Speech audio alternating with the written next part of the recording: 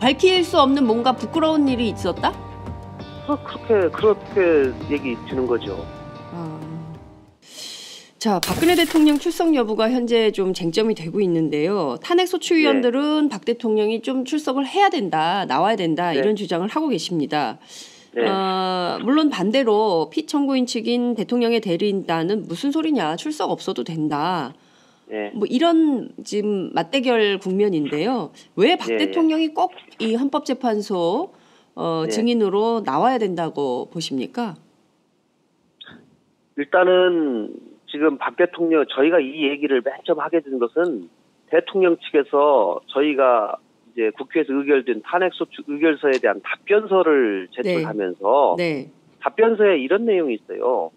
그동안 대통령이 국민에게 제대로 소명할 기회도 한 번도 갖지 못했다.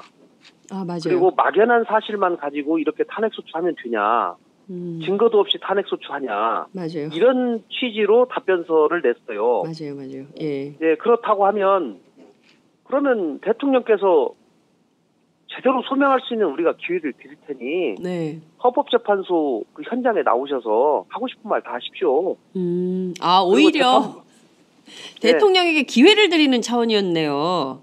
예, 기회도 드리고 또 재판부도 궁금한 것들이 많이 있을 거 아니겠어요? 네.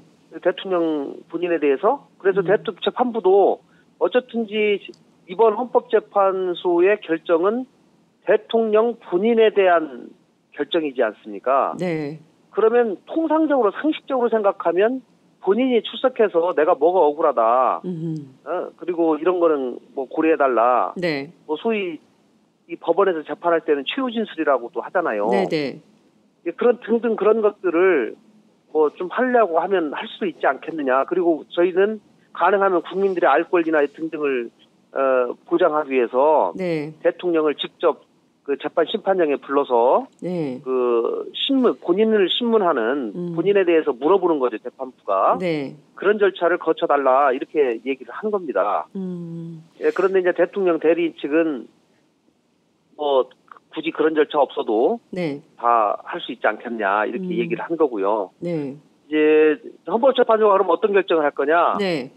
저희가 볼 때는 일단은 가장 최후의 수단으로 남겨놓을 것 같아요.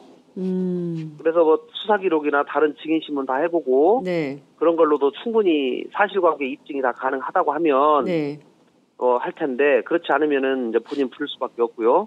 그런데 만약에 특검에 대통령이 불려가서 수사를 했다라고 하면 대통령의 그 진술 기록이 나오지 않습니까? 그렇다면 이제 그 진술 기록을 헌법재판소에다 내게 되면 특검에서 물어봐가지고 작성한 것이 있기 때문에 본인 신문을 안 해도 되는데 만약에 탄핵 재판이 끝나기 전까지 특검에서 대통령 신문을 만약에 못하게 될 경우에는 불가피하게 저는 탄핵 재판하는 과정에서 대통령 본인을 불러다가 신문을 할 수밖에 없지 않겠는가 이렇게 생각합니다. 그렇군요. 그러니까 또 다른 한편에서는 대통령에게 발언, 진술의 기회 그리고 왜냐하면 답변서에서 뭐 한 번도 국민들에게 소명할 기회가 없었다고 주장을 하니 근데 이것도 사실 어불성설이에요. 왜냐하면 검찰이 3번이나 나오라고 그랬는데 대통령이 안 나가셨잖아요. 근데 누가 하지 말라고 그랬습니까? 아니 본인은 대통령은 저기 청와대에 가가지고 기자회견 하면 되는 거고 기자들이 물어보는 것에 답하면 다 되는 거예요. 본인이 스스로 하지 않고 해명할 기회가 없었다고 얘기하는 거는 정말 그건 말이 안 되는 얘기죠. 그러니까요.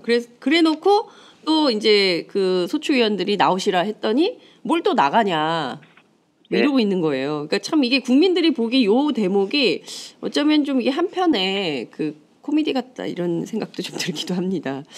자, 엊그제 이제 국정조사 현장 방문 조사가 있었어요. 그 정호성 전 비서관에 따르면 세월호 참사 당일 박근혜 대통령은 매우 피곤해 보였고 여느 때와 달리 일정이 없었으며 관저에 누가 함께 있었는지는 말할 수 없다. 왜냐하면 사생활이므로 뭐 이런 주장을 했습니다. 굉장히 중요한 게 정 전 비서관 말을 들어보면 세월호 참사 당일 오전에 뭔가 일이 있었다. 이렇게 미루어 짐작할 수밖에 없는 상황인데요. 그 헌법재판소는 그 박 대통령의 세월호 7시간 요 당일 행적을 남김없이 밝혀라 이렇게 요구를 한 상태입니다. 그죠? 그런데 어제 피청구인 측은 밝히지 않았어요. 예. 이 점은 어떻게 보세요, 우선? 저는 밝히기 힘들 거라고 생각합니다. 아, 그래요? 왜 그렇게 보십니까? 네. 지금까지 그렇게 국민들이 밝히라고 했는데 2년간 못 밝혔는데 지금 이걸 어떻게 밝힙니까? 본인이 밝힐 수 있었으면 벌써 밝혔죠. 밝힐 수 없는 뭔가 부끄러운 일이 있었다? 그렇게 얘기 드는 거죠. 그러니까 상황을 그대로 예. 솔직하게 얘기하게 될 경우에 뭐 국민적 분노가 일어날 가능성이 있다든가 뭐 여러 가지 문제가 있을 가능성이 있다든가 그렇기 때문에 지금까지 얘기를 못한 거죠. 뭐 그동안 2년간 이거를 밝히라고 얼마나 많은 언론과 국회와 유가족과 많은 국민들이 원했습니까? 그러나 하지 않았거든요. 그래서 재판부도 궁금한 거예요. 네. 재판부도 네, 헌재도 예. 헌재도 궁금한데 제가 볼 때는 이제 뭐 박 대통령 쪽에서는 그렇게 하겠죠. 7시간 동안 이런 일을 했습니다. 그러면서 보고받은 거, 그다음에 보고 지시한 거 이런 거 위주로 아마 할 겁니다. 대통령이 뭐 유선 보고 받았다 뭐 이런 거요? 그런 거죠. 그러니까 특히 보고서 올라오는 거는 대통령 입장에서 대통령이 뭐를 하든지 간에 보고서는 계속 올라가는 거 아니겠어요? 예. 보고서 계속 올라가는 거고. 네. 그다음에 뭐 중간에 뭐 전화 통화했다, 누구랑 전화 통화했다. 뭐 그런 거야 관저에 있건 사저에 있건 뭐 어디에 있건 간에 전화는 또 받을 수 있는 거고. 네. 잠깐 뭐 지시도 할 수도 있는 거고. 네. 그런 거죠. 그러나 어쨌든지 간에 그것이 명쾌하게 대통령이 밝히기는 참 곤란한 무슨 사정이 있는 것 같습니다. 곤란한 무슨 사정이 있다. 밝힐 수 없는 곤란한 사정이 있기 때문에 지난 2년간 말 못할 지금 정우성 비서관도 네. 예를 들면 그날 일정이 없었는데 그러면 누가 함께 있었는지는 사생활이라 말할 수 없다. 이 말은 뭡니까? 어떻게 보세요? 뭐 밝힐 수 없는 뭔가가 있는 거 아니겠습니까? 이거를 그대로 얘기했을 경우에 네. 뭐 좀 곤란한 입장 곤란한 뭐가 있기 때문에 얘기할 수 없는 거 아니겠어요? 그러니까 세월호 7시간 동안 박근혜 대통령은 대중에게 말 못할 뭔가의 사연이 있다. 사생활. 뭐 저는 그렇다고 봅니다. 왜냐하면 그 시간에 관저에 원래는 집무실에 있어야 되는데 네, 그렇죠. 평일이에요, 있지 평일. 않고 예. 관저에 있었다는 것 자체도 뭐 좀 일부 이제 문제가 있는 거고. 네. 그런데 이제 대통령이 워낙 관저에 자주 있으니까 네. 뭐 관저에 있으면서도 일은 다 했다라고 말씀을 하시니까 뭐 그럴 수도 있다고 봅니다. 네. 뭐 관저에 있으면 일을 아예 안 하고 뭐 그런 건 아니고 본인 이 캐릭터상 네. 뭐 저희가 100%를 양보해서 그렇게 할 수도 있다고 생각하는데 그러면은 그날은 관저에서 뭘 했고 누구랑 있었고 이런 것들에 대해서 얘기를 해줘야지 맞죠. 근데 또 이런 얘기를 했어요. 어제 나온 얘기인데요. 피청구인 측의 주장입니다. 법정에 출석을 안 하는 대신에 세월호 7시간 명쾌하게 밝히겠다. 이런 얘기를 했거든요. 이 발언에 일말의 진실이 있다고 보십니까? 제가 금방 말씀드린 거하고 똑같습니다. 7시간을 청와대 측에서는 명쾌하게 밝혔다라고 얘기하면서 낼 거예요. 네. 이 정도면 충분히 밝혔었다. 그러나 국민들은 납득하지 않죠. 그러니까 이미 뭐 그쪽에서 뭐를 낼지 저희가 이제 보고 나서 판단해야 될 문제이기는 하지만 네. 제가 볼 때는 명쾌하게 밝히기는 어려울 것이다.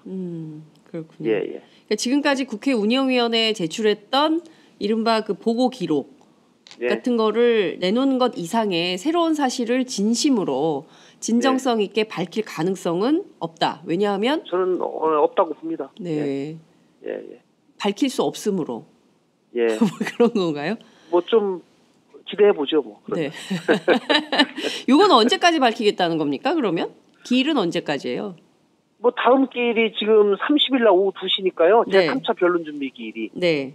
이번 주 금요일이거든요. 네. 그러니까 아마 그때까지는 뭐가 좀 나와야 되지 않을까 싶은데요. 네, 최소한 이게 진정성이 있으려면 이번 주 금요일 30일에는 뭔가 나와야 된다. 요 비슷한 게 나오면 또 비판을 들을 수밖에 없겠죠. 그 이튿날 바로 또 촛불 집회인데. 그게 이제 어떻든지 간에 뭐 재판부에 제출이 되면 네.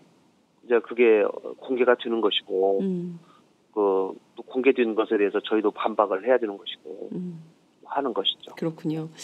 지금 국정조사 청문회 보는 수많은 국민들은 도대체 최순실 씨의 경우에 어느 것 하나 인정하는 게 없고 심지어 그의 딸인 정유라 씨의 그 이화여대 부정 입학에 대해서도 정정당당하게 들어갔다고 주장을 하고 잘못한 건 하나도 없다고 말을 해서 오히려 국민들에게 공분을 사고 있는 이런 상황입니다.